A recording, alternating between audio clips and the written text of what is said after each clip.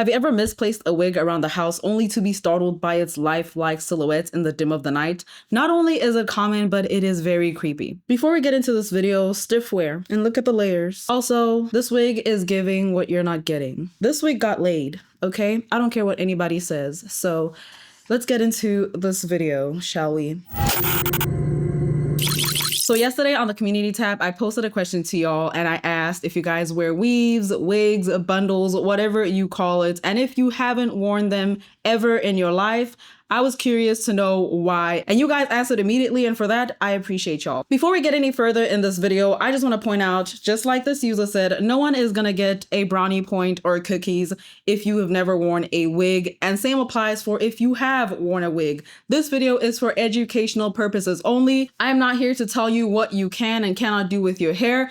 I'm just trying to educate you guys on where weaves actually come from. Without wasting any more time, let's get into it.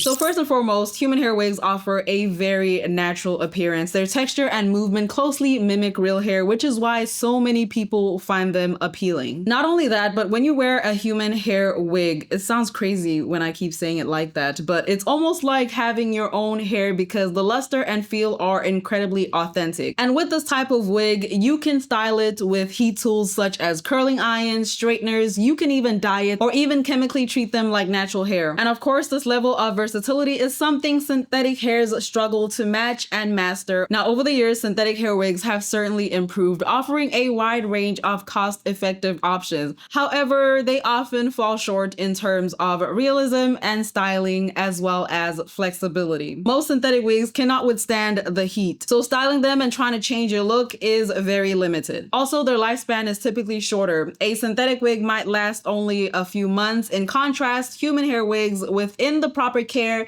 and maintenance can last up to a year or even longer. Now, they do require more upkeep, but many people find the durability and natural look worth the effort. The reason people choose wigs over maintaining natural hair are as diverse as an individual themselves. For some people, wigs are a practical solution to hair loss due to conditions like alopecia or cancer or any other illnesses. Comment them down below due to hair loss. And then for others, they are a time-saving convenience, providing the luxury of a perfect hairstyle without the daily grind of styling and maintenance. Now, interestingly enough, the wig industry isn't just for women. Men too are embracing their wigs, particularly those that are struggling or suffering from baldness.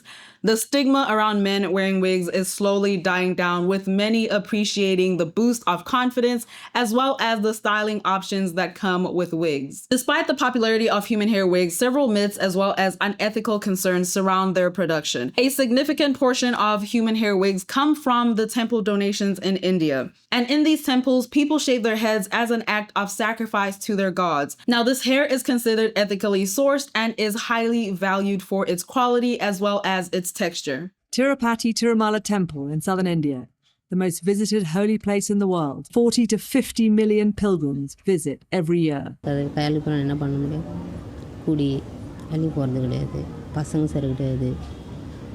அடிக்கணும்னு அடிக்கல சரி கோயிலுக்கு வேண்டியிருந்தோம் சரி எப்படி இருந்தாலும் கோயிலுக்கு தானே கொடுத்துருப்போம் பார்த்துட்டு போவோம் அதை நம்பிக்கை தான் அவ்வளோதான் நம்ம கோயிலுக்கு போனால் நல்லா இருக்கும் நம்ம மனசு நிம்மதிக்காக வந்து போவோம். Now, whether you think what I'm about to tell you is a myth or not, it is undeniably disturbing. The myth is that some wigs are made from the hair of corpses. This myth most likely originated from the historical practices of using hair from deceased individuals in the 18th and 19th century, when hair work such as jewelry and keepsakes were a popular way in order to remember your loved ones. However, modern wig production standards and hygiene regulations make it highly unlikely for corpse hair to be used. Now, the key word here is highly unlikely. Do with that information what you must. Hair from deceased individuals is often unsuitable due to the decomposition process that affects its quality and strength. I'm going to try to ask this question as sensitive as I can.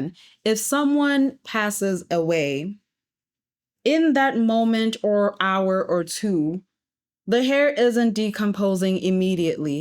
So it's not crazy to say that some people may cut the hair right in those hours, right? Now, I may be wrong, correct me in the comment section, but I am very curious. Another myth is that wigs are made from horsehair. Now, this myth I had also as a child. While horsehair is indeed a strong, versatile material used in various crafts and textiles, it is not commonly used in the production of wigs intended to mimic human hair. Now, historically, horsehair has been used in theatrical wigs and historical costume wigs where human-like realism was not the primary concern. For your everyday wigs, human hair or high-quality synthetic fibers are preferred for their natural appearance as well as their styling capabilities. Before we move any further, I am going to read the community post from the tab that I had on yesterday. Freedom of Speech 2420 said, "I don't wear wigs. The only hair I've worn is my sister's. She cut off her locks and I put in lock extensions.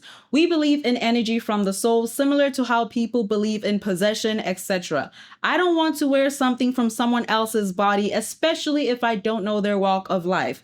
You got people out here wearing hair from victims of exploitation, people who are forced to cut their hair. It doesn't feel right. Plus, I used to wear them in my teens. I prefer my natural hair now. My husband thinks only cancer patients should have access to human hair wigs. He's very different in his thoughts. I believe in the freedom to wear whatever." Next up, we have Dante who says, "I don't know. I definitely prefer my heat-safe cosplay wigs that are not real human hair simply because of the ethics and unethical part of the human hair wig industry. It's like the mica powders or human bones for universities. It always has been unethical in my eyes, and I am always environmentally friendly, but I do prefer my man-made wigs for cosplay and when I have chronic flare-ups to wear and have fun with it." And Dragonfly Seraphim 9344 said, "I will never wear wigs, human hair especially, as an African American woman.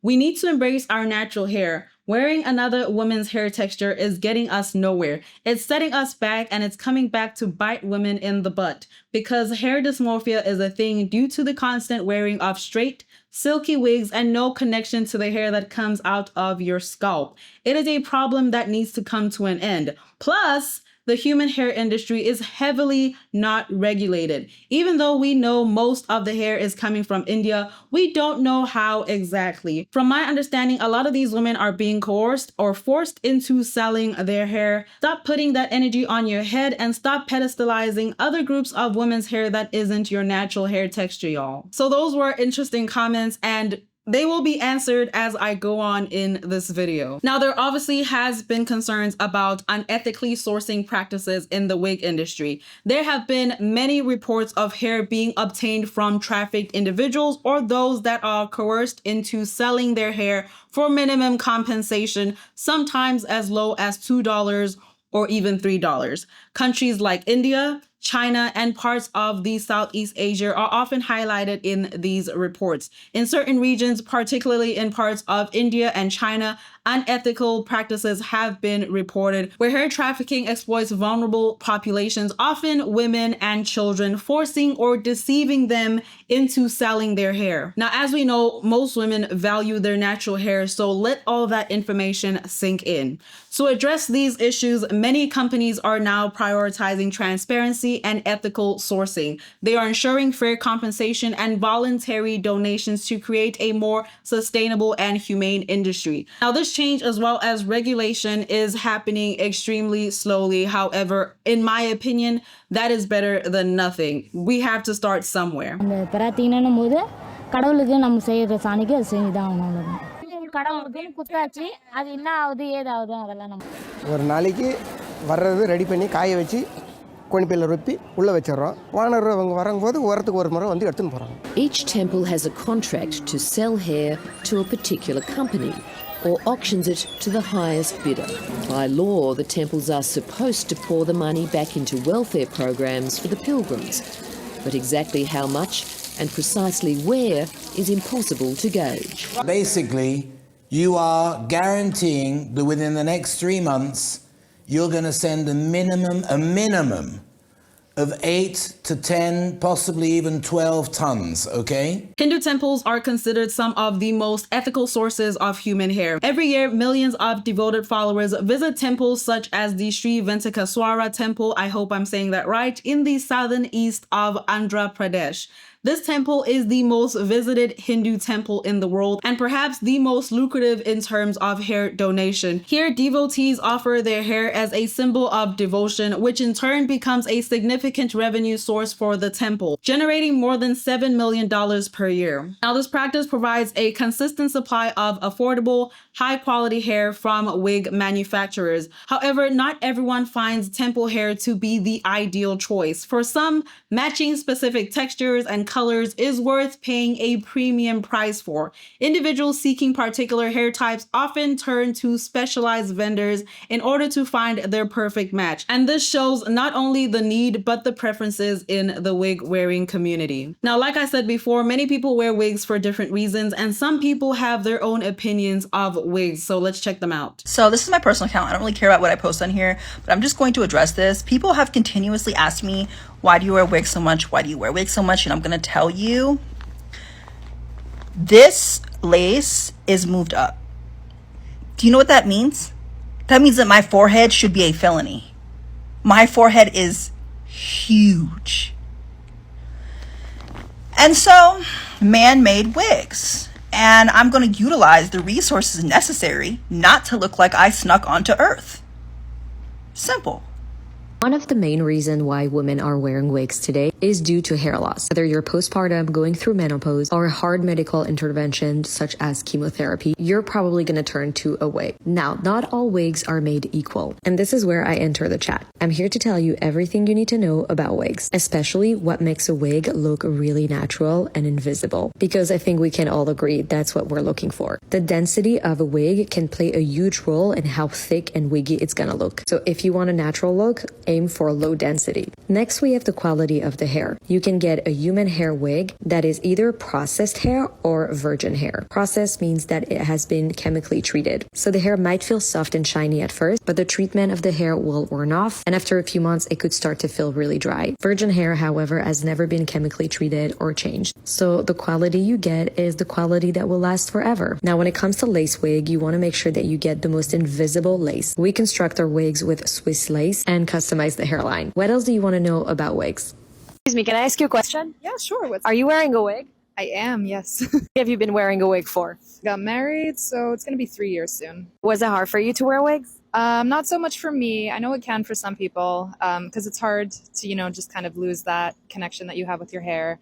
But for me, I felt a lot more confident once I started wearing a wig. I felt like I had a facelift every time I put it on. I had it freshly styled. I got to color it and cut it exactly as I liked. And if you have more than one, you can be a different person any day you like. So I found that really fun. Yeah. Do you have to shave your head under your wig? No. I did cut my hair shorter. It's way more comfortable this way, a lot more breathable, but you don't have to. What are your tips on people that are looking for wigs? What are the things that they should look out for? Definitely easier to have a slightly shorter one. Long ones are really fun. They're beautiful. They're glamorous, but they're a lot more to take care of. And please be careful with it. Wash it really carefully. Don't wash it too much. Yeah, just treat it really, really carefully. This is your hair now. And yeah, it's your baby. What was your experience buying your first wig? Initially buying my wig was tough. There's a lot to learn. There's lace tops, there's lace fronts, there's silk tops, there's all this and that. So just speak to somebody who really knows, at least for your first one. Have them guide you, walk you through it, try a bunch of things, have fun, get creative. And have fun with it. One of the most common responses I get when it comes to wearing wigs is, you have hair, why do you wear a wig? I mean, they're not wrong. Even though I have hair loss, I obviously do have hair. And I could go out with my hair like this. I could spend an hour in front of the mirror trying to part and pin my hair strategically to hide all the thinning areas, still end up in tears because there's just not much you can do. I could buy root spray in bulk because I use so much of it. I could avoid pictures because I don't want to see my thinning areas. I could make up excuses to avoid social functions because it's just too draining to deal with my hair. I could continue to carry around the stress and anxiety that came with hair loss, but I don't have to. And most importantly, I don't want to. I wear wigs because I refuse to spend another second of my life feeling like I did. I wear wigs because they relieve the stress and anxiety that I felt with my hair loss. And that makes me a calmer, kinder, more patient person. Makes me a better mother, wife, friend, daughter, and generally more pleasant human. I wear wigs because I have a young daughter and I want her to grow up with a mother who is present and confident.